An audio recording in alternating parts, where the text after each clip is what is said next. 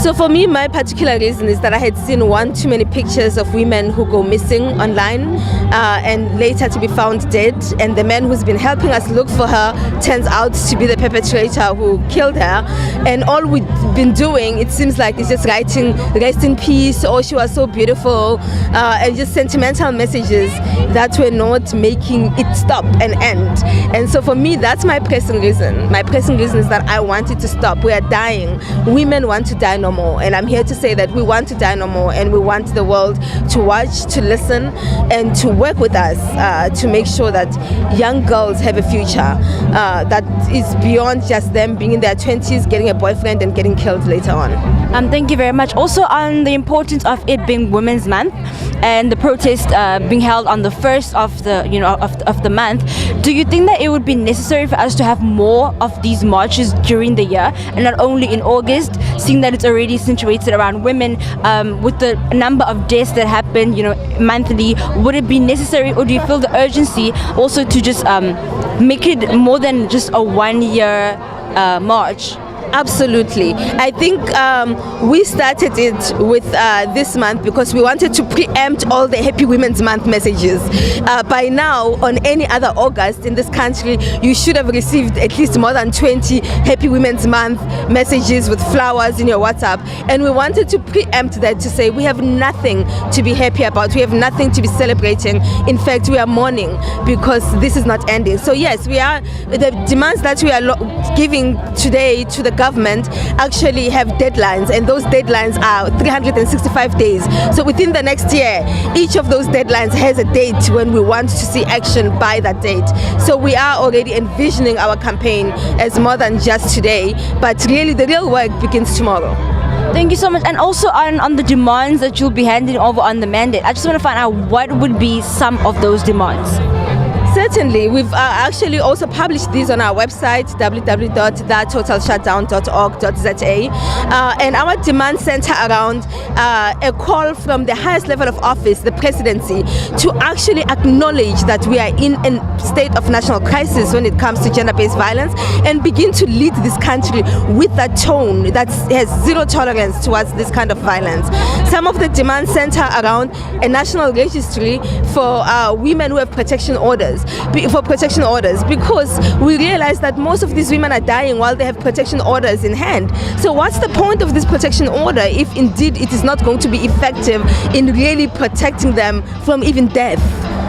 So yes, that's just a couple, but we have 24, one for every year that we've been independent, and that is to make a point that while South Africa has enjoyed its constitutionally guaranteed democracy and freedom, as women, because we are not safe, we have not started to enjoy this freedom, and we want to be able to be factored into this constitutional democracy we're in. Thank you so much. Thank you, ma'am. I appreciate that. Thank you.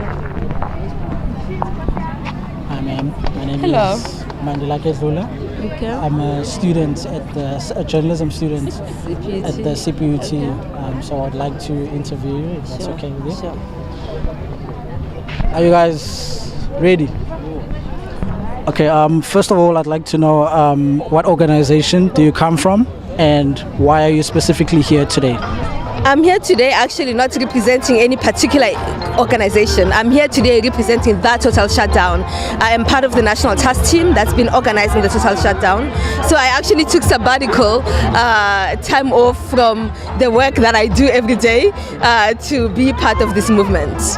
Okay, I believe that later on they'll be marching to Parliament. What I'd like to know is that what exactly is going to happen in Parliament? Is there a memorandum that is going to be given? Yes, we actually do have a memorandum we are going to be giving to Parliament. We are giving them, that memorandum is also being given to the President as well as the Supreme Court of Appeals. We are targeting those three institutions: the Executive Office, because it has the responsibility of making sure things get delivered; the Legislative, because we need laws that work for us, and we need the courts, because they are charged with implementing the laws, and so the Judiciary as well. Our memorandum speaks to the conditions that we need for women to be safe safe in this country. These conditions include items such as a national registry for protection orders. Many of the women who've been dying are dying with protection orders, and so we need better enforcement of these protection orders so that women are properly protected. It's not a piece of paper, it's a piece of paper where government commits to protecting the individual, and we want to see the action that goes with actually issuing that document. We want proper training of our people who are in the contact centers, like police. We don't want police to tell us to go home and negotiate with our spouses, with our partners, with whoever is abusing us. We want police to understand their role in all of this, and actually they're there to take a statement, they're there to keep us safe, and we want them to really take that role seriously. Some of the demands really center around wanting to call for a gender summit to talk about gender-based violence and bringing all of the other stakeholders who are engaged in this movement to update and to review and update the national action plan that is focused on gender-based violence, so that we can have an action plan that is not just a document somewhere in somebody's office, but an action plan where there is a mandated individual who is funded, an entity that is funded to actually ensure its implementation with the ultimate goal of keeping us safe and alive. Women want to die no more.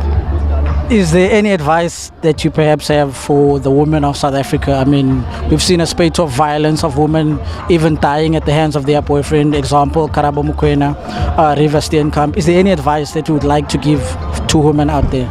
Actually, I think we talk to women a lot. I think we need to talk to men. Women need to claim their voice and tell their stories, and they've been doing them. I think the Total Shutdown has given them precisely that opportunity. I think what's problematic with patriarchy is that we've been telling our girls to be safe, but no one is telling the boys to not beat them. So we need to change the messaging. The focus has mainly been on women. We behave this way, we must do this. But who is teaching the men? Who is teaching the boys to behave differently, to not beat women, to see us as their equal partners? And that's the narrative that really needs to change. Women need to continue to speak out. This is an opportunity for them to also perform their anger, because yes, we are angry.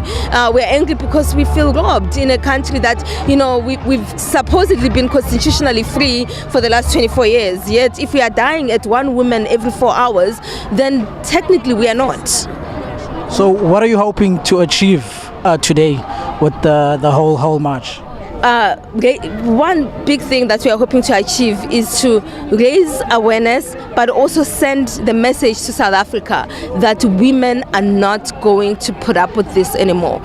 Most importantly is to government that we want action. We want government to take action. We have 24 demands we are delivering today to government. We are going to be following these demands up. Each of these demands has a deadline that they need to be accomplished by over the next year. And we are going to be monitoring the delivery and the performance on these demands. And women, it's about time women begin to use their power, whether financially, just like we are not buying anything today, or, you know, through the supposed constitutional democracy that gives us the right to vote. We need to really begin to take it there and take back that power so that this country can begin to see us as equal partners as well. Okay, thank you very much, ma'am, for your time. Really appreciate it.